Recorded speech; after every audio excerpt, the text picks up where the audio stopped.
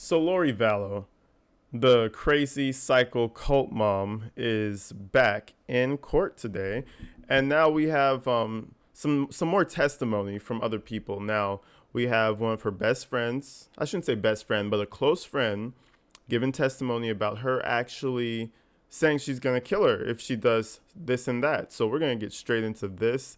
We also have other testimony that happened today. So we're just gonna cover everything that pretty much happened today.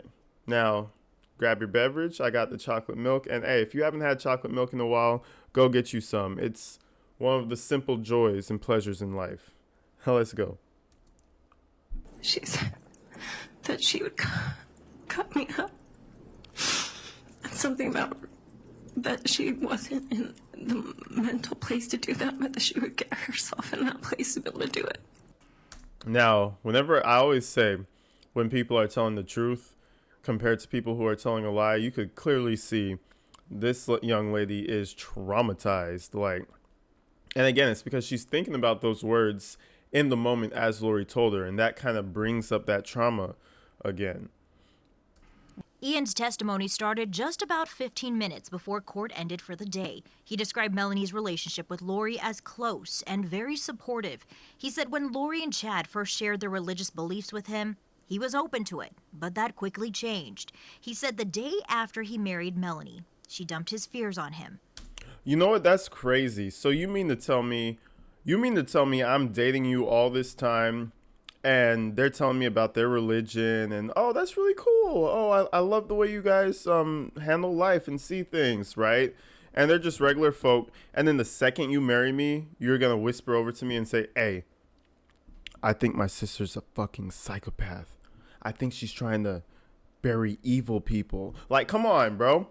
You could have told me this. You could have eased me into this so I could either bail out or stay in this relationship. Because at this point, bro, who would want to be in that type of a relationship unless you take you and your woman and disconnect from the family completely?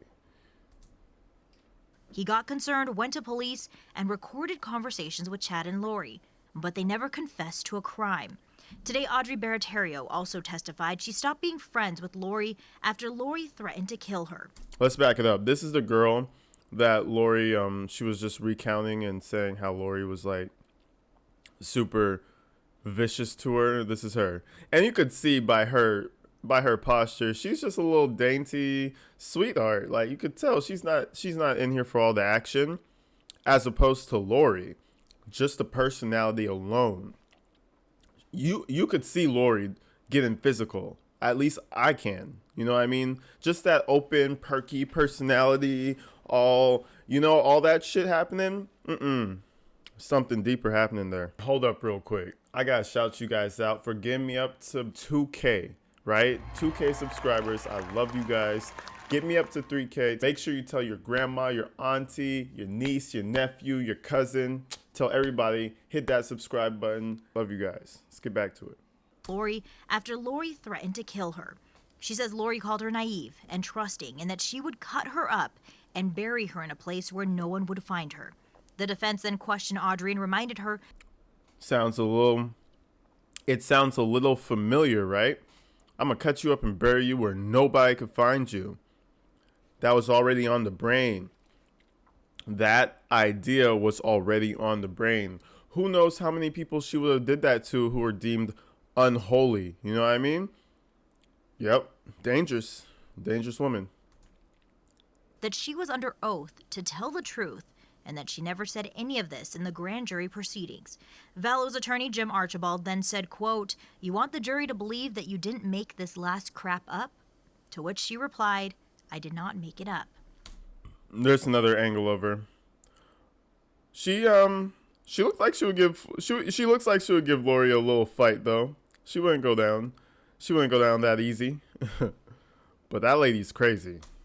Before that moment, though, Audrey talked about how she stayed with Lori and attended religious conferences together on occasion. She says when Lori started talking about zombies and people being possessed by spirits, it came out of nowhere.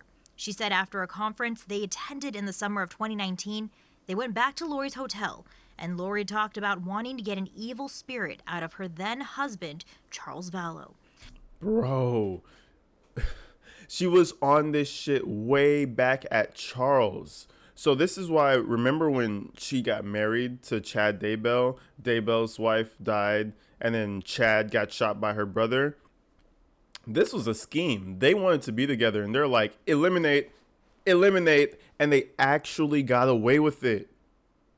That's crazy. You'll never see a black couple getting away with that shit.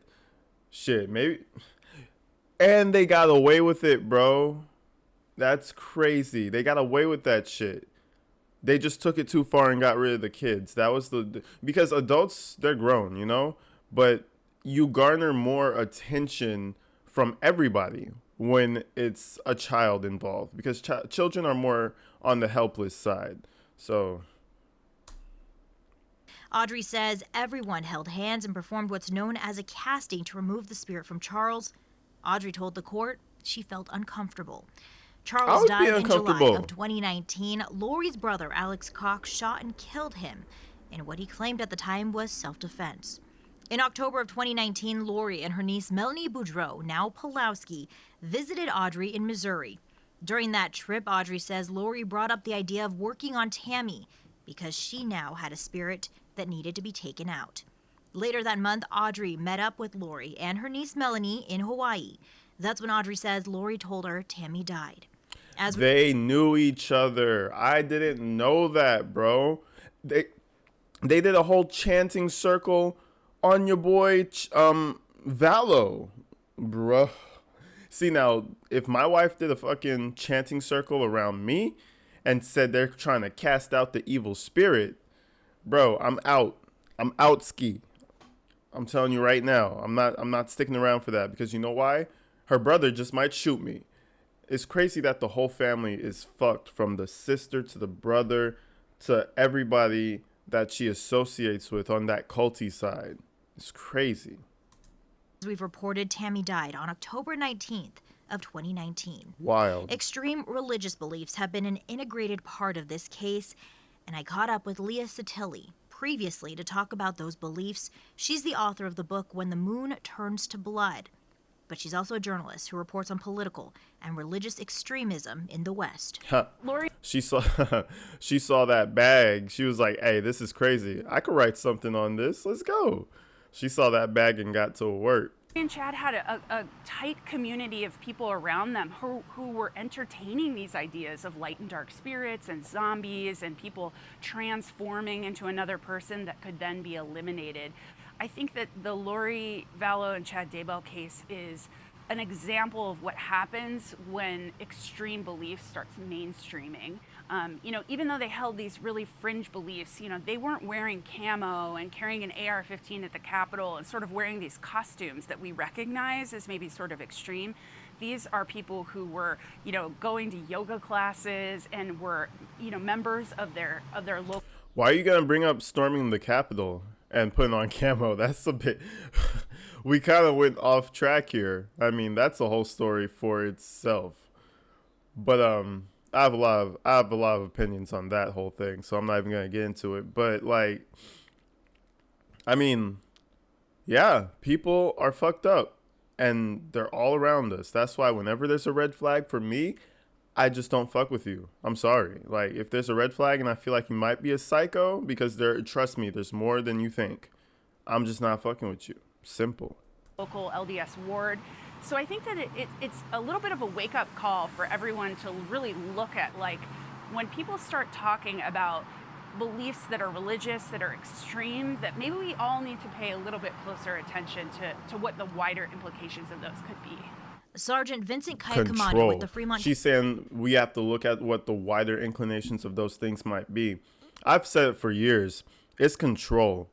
There are religious people who are there purely for the religion and to better themselves, but majority of the people who are in power in religion, it's almost like having the presidency. Look at the Vatican. Look at the Pope. They have their own city outlined. One of my friends at work was showing me they have their whole city outlined inside of a country. That blew my mind, bro. I didn't realize that. I thought they were literally their own country, separated, divided. Well, they are, but within a country, that's crazy to me. That's the point of this entire thing, not for everybody, but for most, power, control, your own country, your own laws. You know, that's when you really made it. Get like the Pope, you know, that's when you really made it with religion. County Sheriff's Office also testified that one of the guns belonging to Alex Cox could have been mistaken as a paint gun, which is important to note since Tammy reported a man attempted to shoot her with a paintball gun in October of 2019, just 10 days before she died. You guys were all in my comments, and I was like, what are you talking about? Now, she said she almost got shot by a paintball gun, so I just left it at that. This man tried to kill her. He tried to assassinate her. Now, if he did that, none of her kids would have been alive. Nothing else would have happened because you know their whole house of cards would have come crumbling down at that point. There's no way they would have got away with that. But sadly, not sadly, but sadly, she died and the kids died anyway. So, but yeah, shit. Today, the jury saw that assault rifle up close. All right, people. So that was the update. This shit is crazy. The fact that they knew each other and the fact that Alex was actively hunting for his sister is disgusting. It's crazy. That's crazy. But anyways, you guys, stay safe out there. Stay inside if you can, you know? I'll see you in the next one. Peace.